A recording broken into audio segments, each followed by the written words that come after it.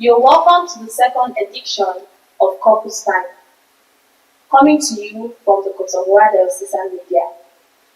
Couples Time is a space where relationships are celebrated, lessons are shared, and every couple's journey matters. I am Okeke Olubedoroti, your favorite host, content creator, and influencer. On this episode, we have Mr. and Mrs Emmanuel Usu, who are here to share their love story with us. So relax and let's explore love together. Good evening, sir. Good evening, ma. Good evening, Dorothy. So to begin with, how long have you been married for? 15 years now. 15 years? Yes. We are 14, let me say, but by May 7th, we'll be 15. That's awesome. Yes. So, who said I love you first? Sir? Before the marriage? Yes, before you met her, who said I love you first? I think I was the one. And how did you approach her? Where did you meet her from? I traveled to a local government to visit a friend. We went to a church. There was a wedding there, Thanksgiving on Sunday. She went, I think it was redeemed. The pastor said, winners. Ladies in the house, if a young man sees you and say hi, say hello. So after the mass, I got to make it. In the evening we sat down to relax. She came again with her, I think your niece. Yes, my niece. So I said, this lady, I saw you in the church. You enter my eye. Now you don't come again. So I think the rest is history. That's awesome. So what was your first impression of each other? When you first saw him, what was that instinct you had about him? I'll say his physical appearance, his physique, everything. Like, I just saw him and the whole thing just clicked. I don't know. Because just for me, I think I would say it was love at first sight. I would say it here now today. Maybe I've not said it before anywhere, but it's a long story. If I want to go by how the whole thing started, like he said, my friend was doing her, like she had a wedding on a Saturday, and I've got to have it. Trust me, we had a strike, like a very long strike. That was in 2009. We had like almost 3 months strike. I was not even around. I was in Port Harcourt. So my niece kept just disturbing me. Please come for this wedding. I said, I can't come. Like, what will I be doing there? You know, I just said, okay, let me just go. I went for the wedding on Saturday, and then on Sunday, I saw him in church, you know.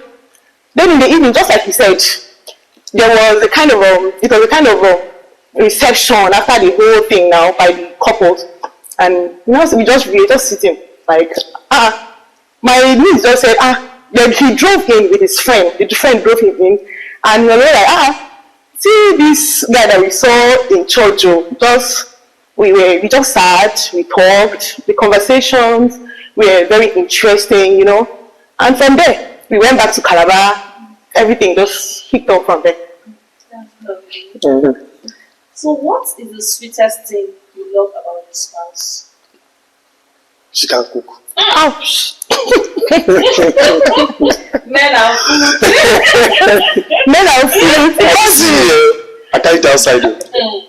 I struggle to, if I travel for 1 week, I'll be on jobs throughout. Either I cook myself, because at least after I'm close to her small. When it comes to cooking, I cook too. So if I can cook, I cook. If I cannot cook, I buy snacks, just feed on that. I can go to a restaurant and give me food. I will leave your food and go. Where's your wife from, sir? It's from Cross River. Get you a Cross River. So what is the sweetest thing your spouse has ever done for you? I think the cooking aspect too. You know, just like he said, of all the house chores you can count or you can talk about, I think I love cooking. Because if you ask me, I don't have that strength to do those very hard sweeping. The ones I hate is doing the dishes. So I think cooking, that I cook or I love cooking does not mean he should not help when it's necessary. So I think the sweetest thing he has done is to help me, or he has been doing, let me say, is to always come in, especially when he sees that I'm very busy with my kind of job. Like when it's season, You see me always not being around in the house. If I'm not around, sometimes he will even cook and bring it to the shop for me. I think that's just the best part of it all, and I enjoy it. Over to you, sir. What's the sweetest thing your wife has ever done for you? I think I would say that in our home, she don't give me much stress. Aww. You know, as you have it, so we can stay 1 year. You can go 1 year without query in my house.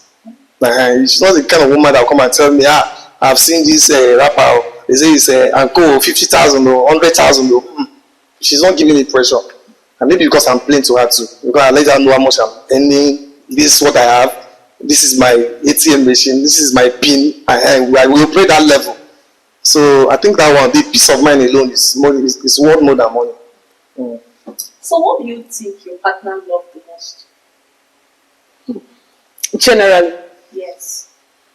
Food. He loves food. Sorry, He's a foodie. Don't mind that you're saying him like this. So he's a foodie. It's not like he's a heavy eater.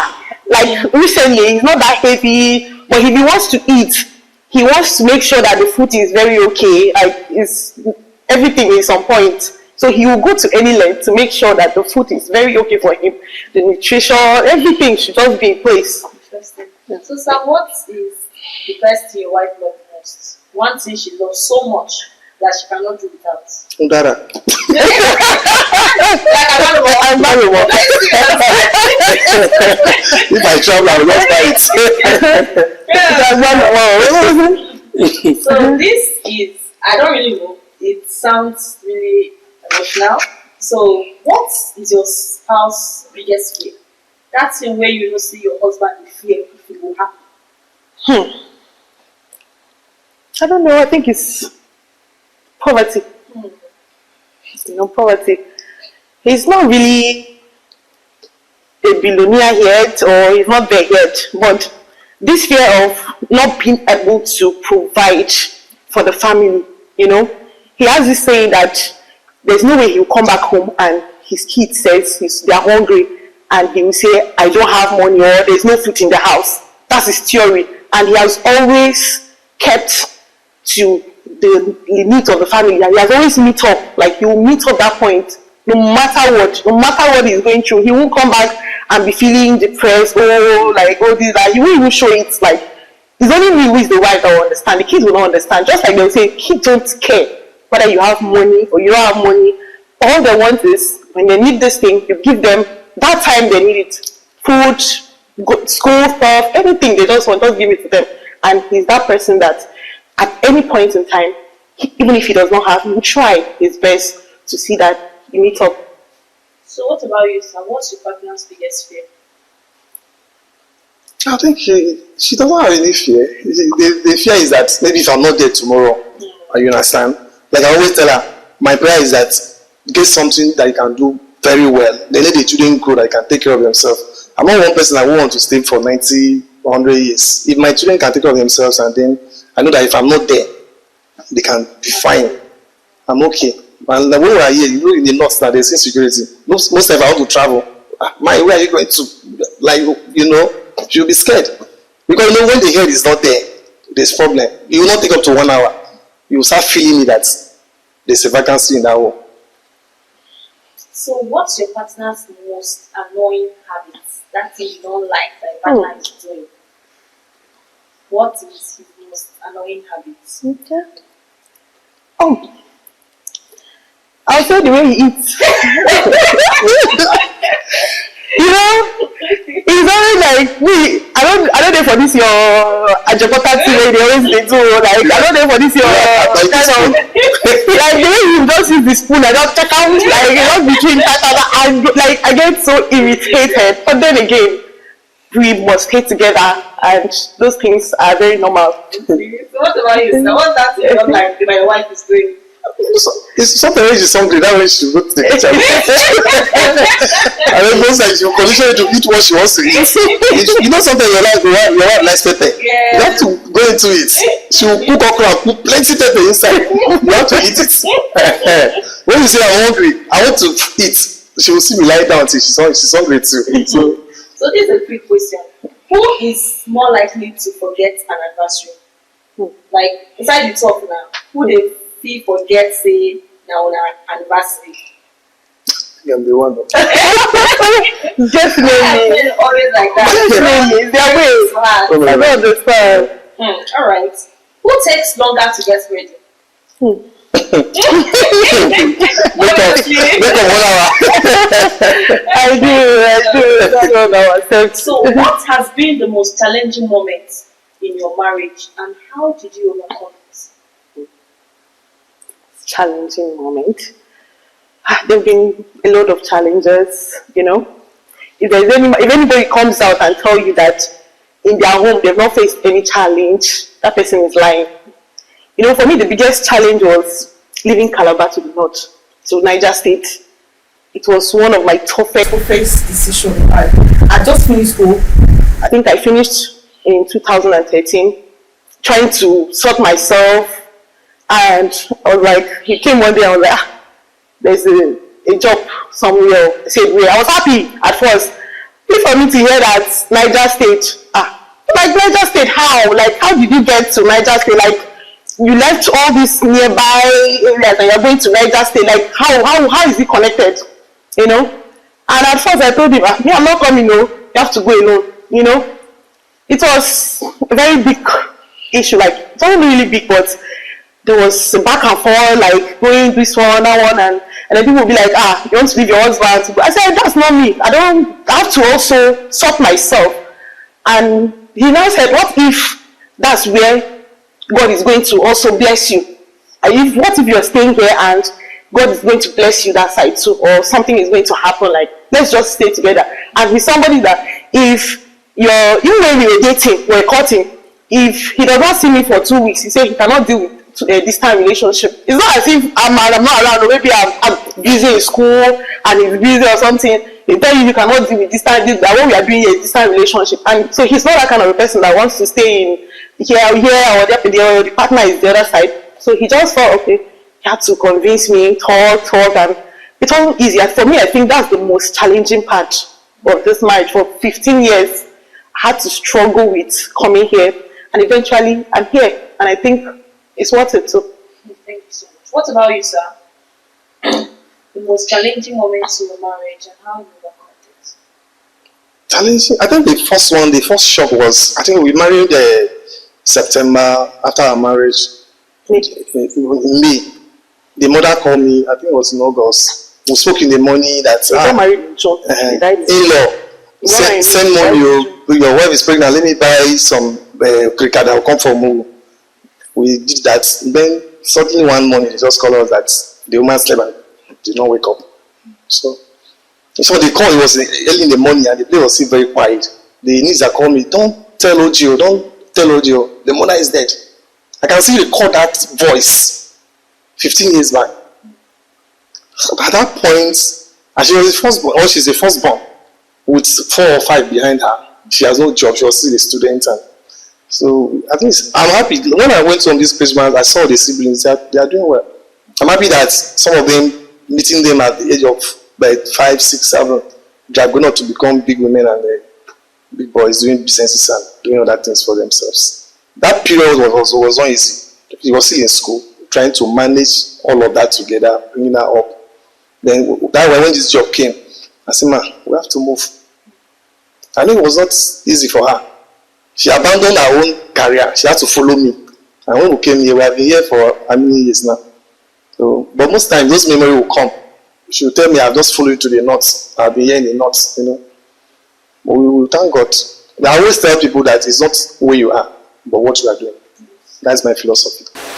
That's beautiful. So if you're given an opportunity to change one thing, what would that be, Ma? Given an opportunity to change one thing,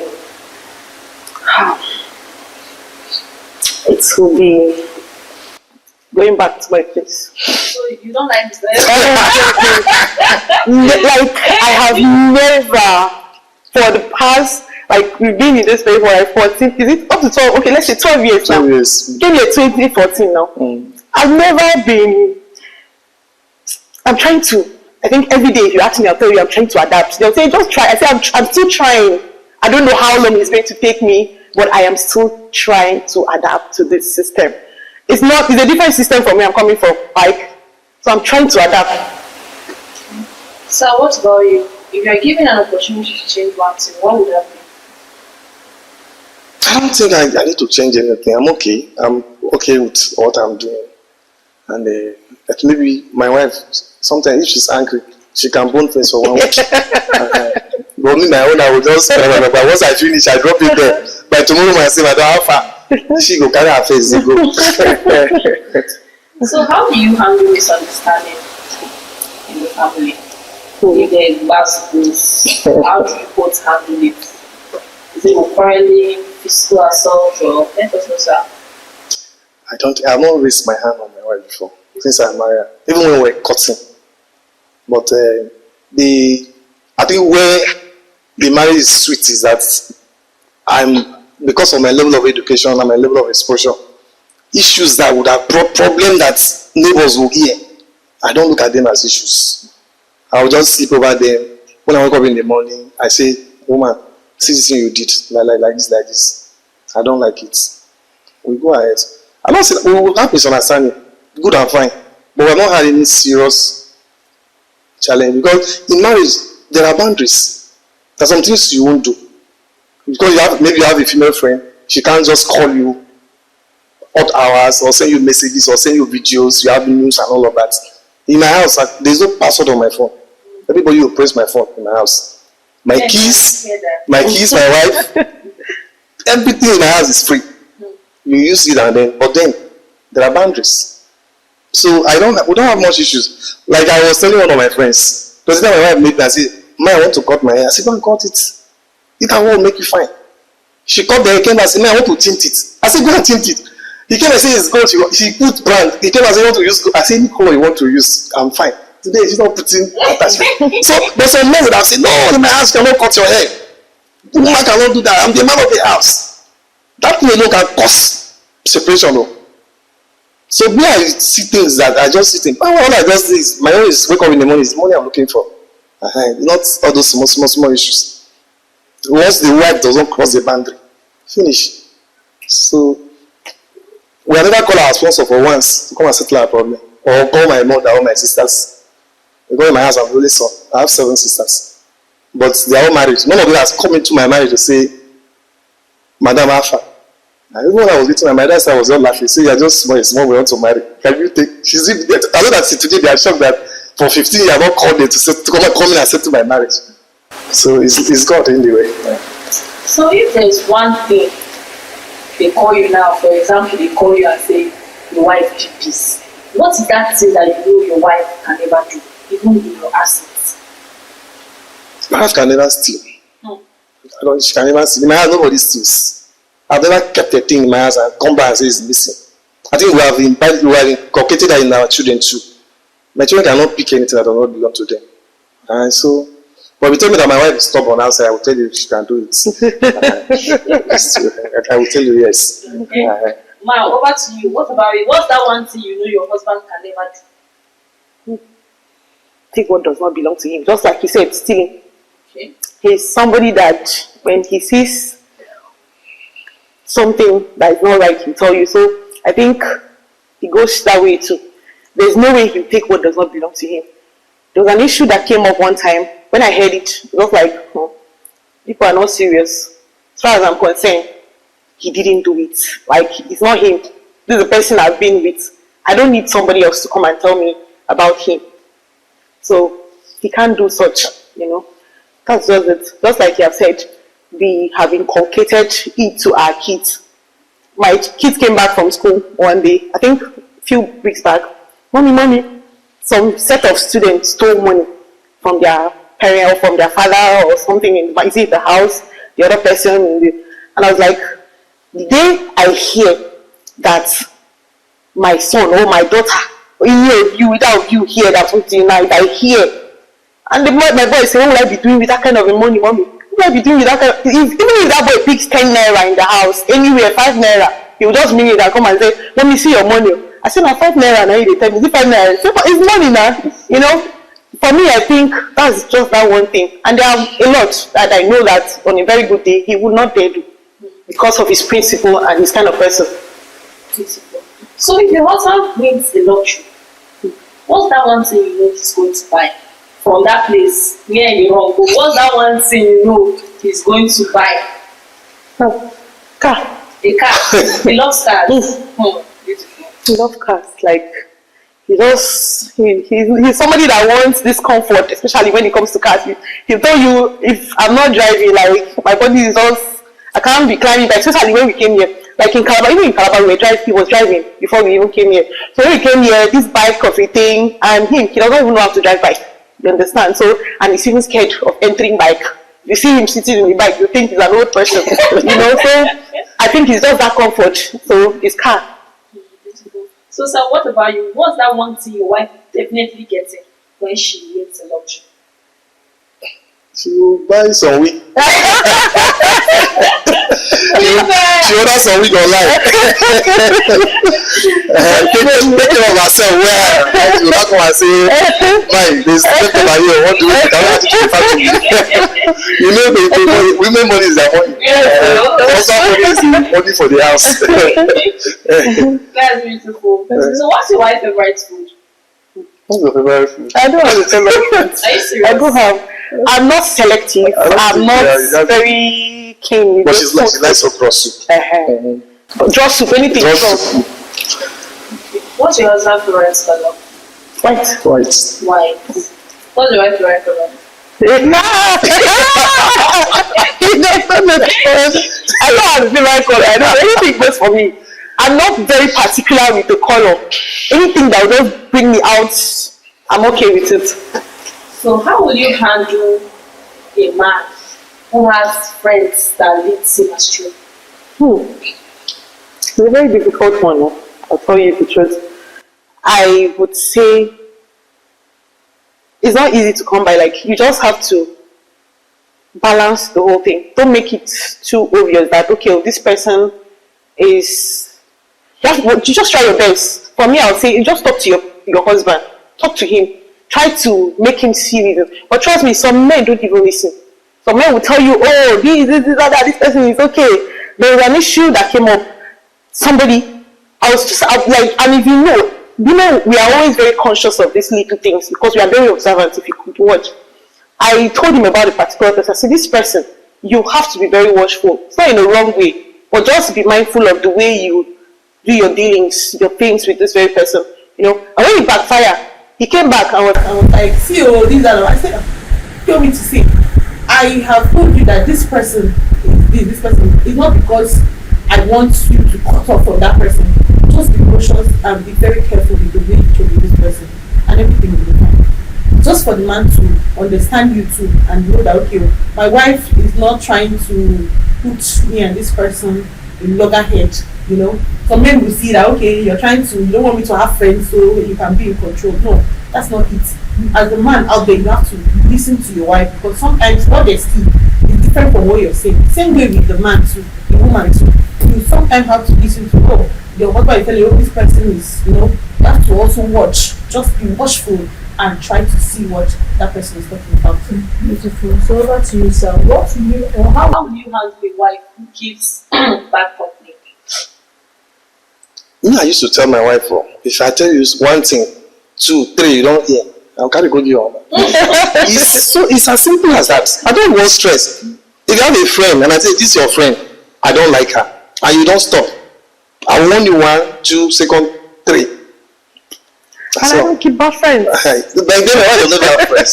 Likewise myself. In this context, like I told one of my friends, if I 2 weeks ago, I said, I leave this time, maybe I may miss 1 or 2 persons. All my 12 years I've spent here. I don't think if I live here, there's anybody that will say, I'm missing this person. No, I don't have such kind of friends like that. Like most time you come at my house, my wife should be pressing her phone, I'll be pressing my phone. If we have anything to discuss together, we'll discuss them. I can stay in my house for 1 week without coming out. So I don't have those kind of friends that will come, no, we'll have fun, I know we'll go drink. No, I know that we went into that kind of social life when I was younger, but at this age like this, nobody will drag me and come and say, yeah, this is your friend, he's telling you to do this, don't give money to your wife. lock food and don't give your wife this. At this age, who will advise me at this kind of So, Ma, what do you have to say about 50-50 marriage, where the woman and the man can start to split everything they bring to the table? What do you have to say about that? Does it exist? 50-50 marriage? Is it still existing in this 21st century? It does. I don't think so. I would say, I think I have somebody too. There's a guy who is like, he's an older person than me, you know, he's not married, and he's always using this phrase, my wife must also contribute to a certain extent, or 50, like you will use that 50-50 thing. That's what I'm like, are you kidding me? Are you serious? In this 21st century, now what is your obligation as a man if you cannot take most of the responsibilities? Now, don't get me wrong. There's no way I'll have money in my account or in my bank and I'll see things going wrongly in the house and I'll not bring out that money. This phrase of, oh, the woman's money is her money and the man's money is wrong. It's not what is happening. It's just that it's a normal thing now. It's just a normal saying that, okay, that's cheap, but that's not what is happening. If you go to some houses today, the women are running the house.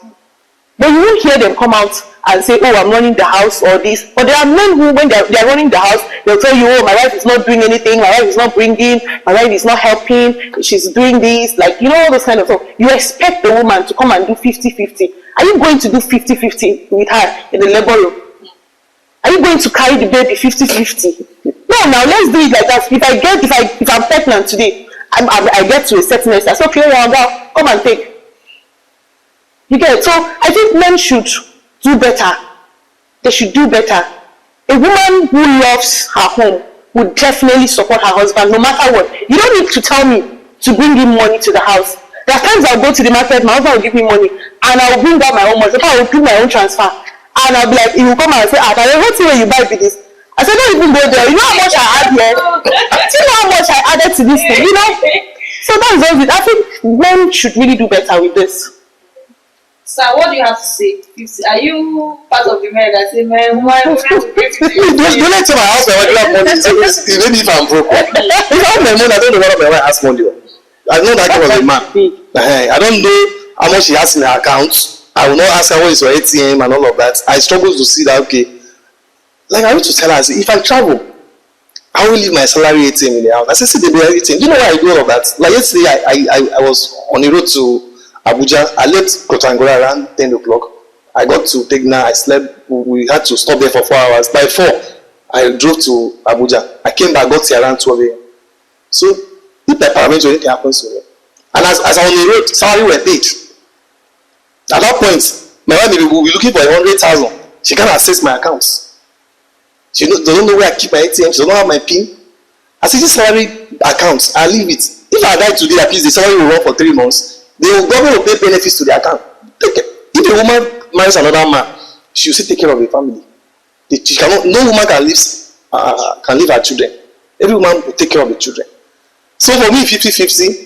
It's only maybe it's not if I'm broke, I can go open a purse and say, this man does do have money, I can take 2K. But once I have my money, I don't care of 50-50. But I know that, like she says, issue of saying okrika for the children, I don't know why she buys them.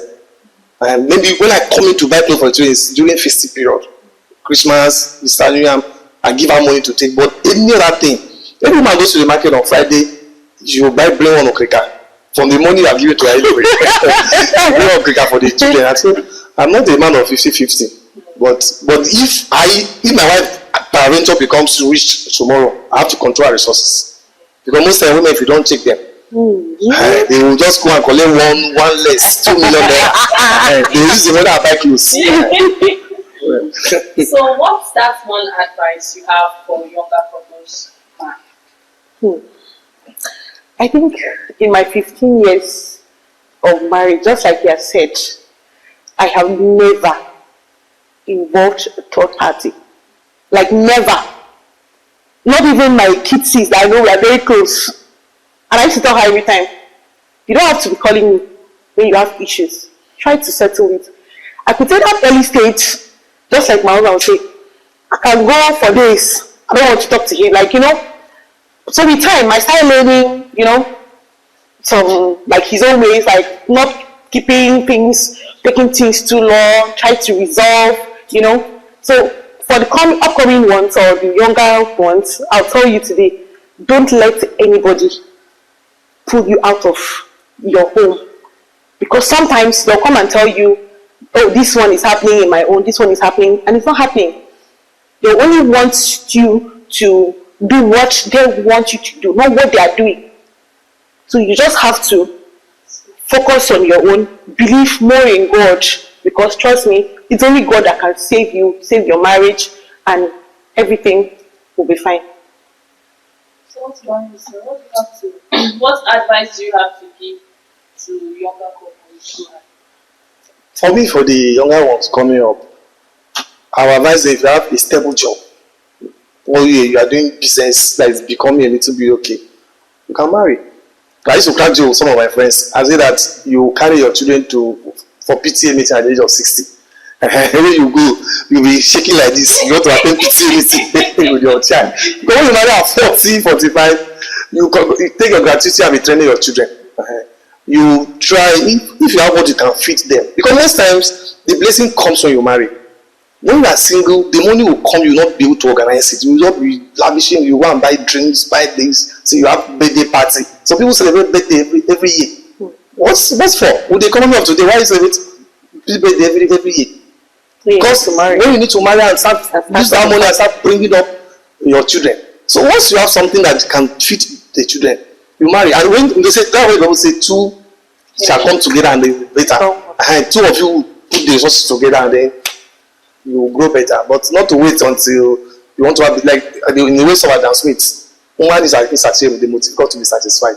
And then the higher you go, the hotter it becomes. So if you want to make 10 billion before you marry, it does not come that way. So I will advise them 25, 26, 27, if you are okay, start raising a family. And then by the time you get to 50, but my first daughter is 15. In the next, she'll be 15 by September. She'll be in the university by next year, by God's grace. So, plus or minus, you start training them and you see yourself at 55, you are done with school stuff. You can start flexing yourself. I carried my wife, let's go to Dubai. And So, what's your husband's shoe size? 43. 43. I will not know that one. You don't know even the size. 43. I'm the stylist. Oh, I should know. What's your wife's shoe size? I will ask you. So, we have come to the end of today's episodes on Couples Time. We thank our guests, Mr. and Mrs Emmanuel for sharing with us their beautiful love story. Special thanks to our viewers and management of Kontagora Diocese Media. Thank you all for spending this moment with us on Couples Time. Remember, love is a journey. Keep growing, keep understanding, and most importantly, keep choosing each other. See you next time. Bye. That's lovely. Thank you very much. Thank you, Samuel. For the wonderful one. Thank you. Couple